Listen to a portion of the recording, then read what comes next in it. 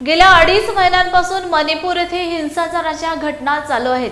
नुकतेच मणिपूर येथील 2 आदिवासी महिलांवर होणाऱ्या अमानवीय अत्याचाराचा व्हिडिओ समोर आला व संपूर्ण देशात या घटनेचा निषेध करण्यात आला।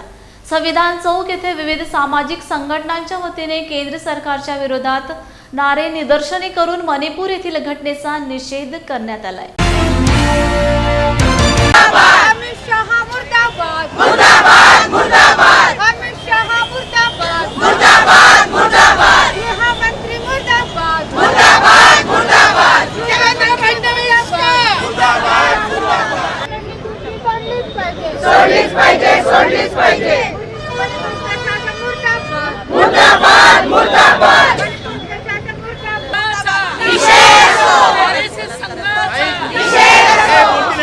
क्या कहना चाहेंगे, शब्द नहीं है मेरे पास, कुछ शब्द नहीं है बोलने के लिए।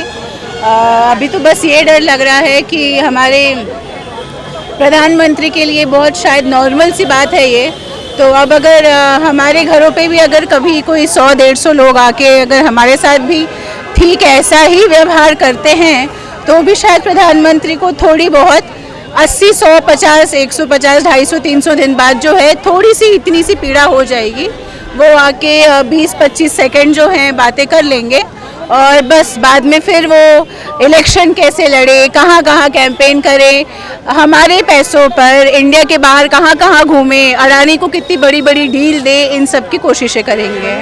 मणिपूरची ही घटना जी या देशालाच नाही तर जगाला काडीमा फसणारी घटना आहे, जिथे आमच्या आया बहिणीला अशा पद्धतीने दिंडा करण्यात आली नग्न करून, जी आपण विचार नाही करू शकत। याच्या अगोदर खैरलांजीची घटना 2006ला घडली होती महाराष्ट्रामध्ये। याचा अर्थ असा आहे की जो बॅकवर्ड समाज आहे ना आपला, तो कुठे पण असतो, देशाच्या कोणत्याही कानाकोपऱ्यात काना असतो, अत्याचार बॅकवर्ड समाजाला होतो। कधी ऐकलं ब्राह्मण समाजाच्या महिला अत्याचार झाला म्हणून? हे दिंडा काढली नाही, हे तिथे जी घटना घडली ही आरक्षणामुळे घडली। आरक्षण का बरं दिलं याची माहिती नाही आहे लोकांना। आरक्षण का इम्पॉर्टंट आहे, आरक्षणाचे काय महत्त्व आहे हे कोणाला माहिती नाही। फक्त आरक्षणाचा विरोध करायचं काम या लोकांचं आहे, जातीवादीपणा या लोकांचा आहे। आम्ही या घटनेचा निषेध करतो आणि या फाशीपेक्षा मोठी जी शिक्षा असेल ना देशामध्ये ते त्यांना मिळाली पाहिजे, ही आमची मागणी आहे। मेरा तो ये कहना है कि कोई भी समाज की वो महिला हो, चाहे वो दलित हो, चाहे वो ओबीसी हो, चाहे वो ओपन समाज की हो, तो ये बहुत ही घृणास्पद एक अपराध मणिपुर में हमारे साथ में हुआ जो हमने देखा। जैसे बेटी बचाओ बेटी पढ़ाओ का नारा हम लोग, हमारे प्रधानमंत्री जी हमको देते हैं, तो ये कितनी दुख की बात है कि 2 मंथ के बाद में जब इसके प्रसाद इंटरनेट के द्वारा लोगों तक पहुँचे तब इसका निषेध शुरू हुआ। तो अगर वो इंटरनेट पे बात नहीं आती तो ये निषेधपूर्ण बात नहीं थी क्या? ये निषेधपूर्ण बात तब भी है जब वो हमारे सामने नहीं है, क्योंकि अपराध तो अपराध की श्रेणी में ही आता है। तो मेरी एक ही सरकार से एक ही मांग होती है, चाहे वो कोई भी सरकार हो, क्योंकि दलितों का शोषण तो इस देश में लिखा हुआ ही है कि वो किसी भी सरकार हो और यहाँ पे दलितों का शोषण ना हो, ये हो ही नहीं सकता। एट्रोसिटी की घटना हर 10 मिनट 5 मिनट में रजिस्टर्ड इस देश में की जाती है।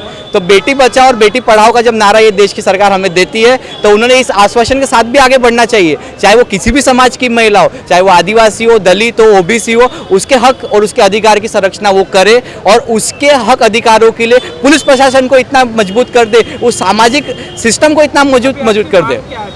हमारी मांग यही है कि जो घटना मणिपुर में हुई है उसके चारों आरोपियों को सजा हुई जाए और जिसने इस वीडियो को निकाला है, साथ ही साथ जो मॉब इसके पीछे खड़ा था और इस चीज़ को सपोर्ट कर रहा था, उन सारे लोगों की गिरफ्तारी हुई जाए, उनके ऊपर रासुका जैसे एक्ट लगाया जाए, उनके ऊपर देशद्रोह का कानून लगाया जाए और उन्हें सख्त से सख्त सजा दी जाए और देश में बता दिया जाए कि ऐसी कोई भी घटना डबल इस देश में कभी नहीं दोहराई जाएगी। आम्ही मणिपूरला जी घटना झाली तिथल्या सरकारचा आम्ही निषेध करतो।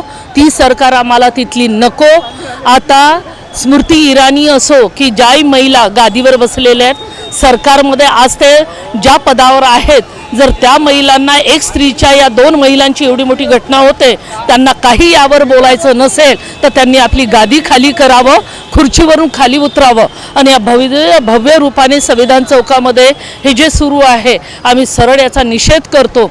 येत्या वेळेला या मनुवादी सरकारचा विरोध करतो, या मनुवादी लोकांचा आज एकही म्हणजे या मनुवादाची RSSच्या आणि या ब्राह्मणी वर्गातल्या एकही महिला आम्हाला दिसत नाही. आम्ही या सगळ्यांचा विरोध करतो. एका महिलांची अशी नग्न अवस्थेमध्ये हे कृत्य करतात तर प्रत्येक पुरुषाला जगात विश्वात ही मनाला हलवणारी बाब आहे आणि याच्यासाठी आम्ही याचा निषेध करतो, भव्य रूपाने निषेध करतो. आणि येत्या वेळेला आम्ही अशा रूपाने निषेध करू की येत्या वेळेला आज संविधान चौकामध्ये अचानक ही घटना रात्री माहीत झाली आणि या रूपात आहे. पण आम्ही येत्या दिवसाला या सरकारचा पूर्ण गादीवर मोदी सरकारचा विरोध करतो, मनुवाद्यांचा विरोध करतो आम्ही. मणिपूरमध्ये जी घटना घडलेली आहे ही मानवतेला काळिमा फासणारी घटना आहे. या घटनेने पूर्ण जगातल्या महिलांना एक थरकाप सोडणारी ही घटना आहे. आणि आपल्या भारतीय शासन आणि प्रशासनामध्ये आणि विशेष करून मणिपूर राज्यातील जे शासन प्रशासन आहे यांना म्हणजे त्याची कुठेही खंत वाटत नाही आहे आणि त्यांना या गोष्टीला तेवढं संवेदनशीलपणे न घेता म्हणजे 2 महिने ही गोष्ट लपून ठेवली.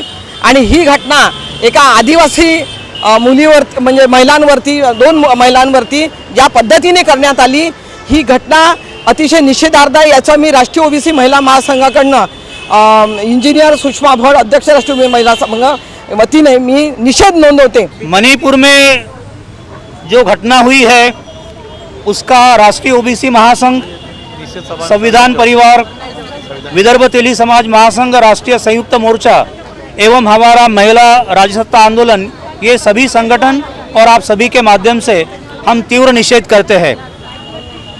4 मई को जो घटना मणिपुर में हुई है उसका सही मानों में जो नक्शा है वो कल परसों हमारे नज़र में आया.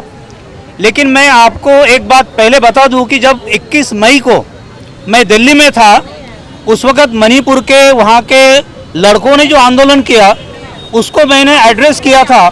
उसी वक़्त ये सामने आया था कि यहाँ पे बहुत बड़ी ऐसी घटना हुई है. 4 मई की ये शुरुआत है. 18 मई को उसका रिपोर्ट दर्ज होता है और जब सीएम को पूछा जाता है तो सीएम साहब कहते हैं कि भाई ये कोई नई बात नहीं है, ये तो ऐसे हजारों केसेस हुए हैं. ये खुद होके मणिपुर के सीएम साहब एक्सेप्ट करते हैं नेशनल टेलीविज़न पे, इंडिया टुडे पे. शर्म की बात है कि वहाँ के मुख्यमंत्री और उनके ऊपर जिनका आशीर्वाद है वो केंद्र की सरकार, ये सभी इस बात को दबा रहे हैं. जैसा कि हमारे गुरुवर्य रंजीत मेश्राम साहब ने बताया, वहाँ पे जो मैतेई समाज है वो 60% है, वहाँ पे जो हमारा कुकी समाज है वो 24% है. वहाँ के सभी आदिवासियों की ज़मीन जब्त करना और वहाँ पे जो ताकतवर लोग हैं उनके हाथों वो ज़मीन का सौदा करना और अपने ही लोगों के माध्यम से जो आदिवासी है, जो मूल निवासी है, उनको यहाँ से खदेड़ना, ये पूरा उनका प्लान है. 2024 की ये पूरी प्लानिंग है. ये सरकार का निकम्मापन है, राज्य सरकार का भी और केंद्र सरकार का भी. ऐसा इसके पहले इतनी भयानक और इतनी क्या बोलते उसको बेशर्मी से ऐसी हरकत कभी नहीं हुई. जिनको जिम्मेदारियां दी है, जिनको राज्य की देश की जिम्मेदारियां दी है, उन लोग इस तरह से व्यवहार कर सकते हैं.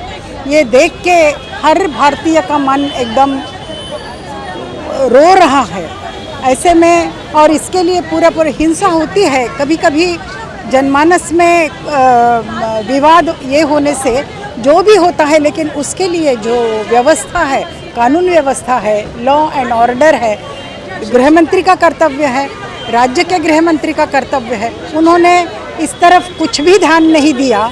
और ऊपर से तो बेशर्मी इस बात की हुई है कि महिलाओं की इज्जत तार तार कर दी गई है. इतना समय बीतने के बाद आज बात कर रहे, इसका ये मतलब है कि इस बात को कोई महत्व है ही नहीं. राज्य के और देश के नज़र में इस बात का कोई महत्व नहीं है कि महिलाओं की इज्जत इस तरह से तार तार की जाती है. आज हर महिला इसके कारण एकदम ही अपने आप को असुरक्षित महसूस करती है. धिक्कार करती हूँ मैं इस सरकार का, दोनों सरकार का. देखिए, ये जो घटना हुई है अपने देश में ये पहली बार नहीं हुई है. बीजेपी की सरकार जब से ना आई हुई है पूरे देश में. आज अगर हाथरस की घटना ले लीजिए, यूपी की घटना ले लीजिए, गुजरात की घटना ले लीजिए और मणिपुर की घटना, इवन महाराष्ट्र की, इतनी सारी जगह जो घटना हुए हैं, कम से कम कहीं न कहीं पूरे इसमें अभी दिल्ली में भी जो क्रीड़ा जो हुआ है वहाँ पर भी उनका घटना ले लीजिए, अभी किरीट सोमैया, मतलब जहाँ जहाँ महिलाओं पे अत्याचार हो रहा है कहीं ना कहीं बीजेपी का बहुत बड़ा नेता ले लो या संगठन ले लो या इनका संघ का आरएसएस का आदमी उसमें इन्वॉल्व रहता है।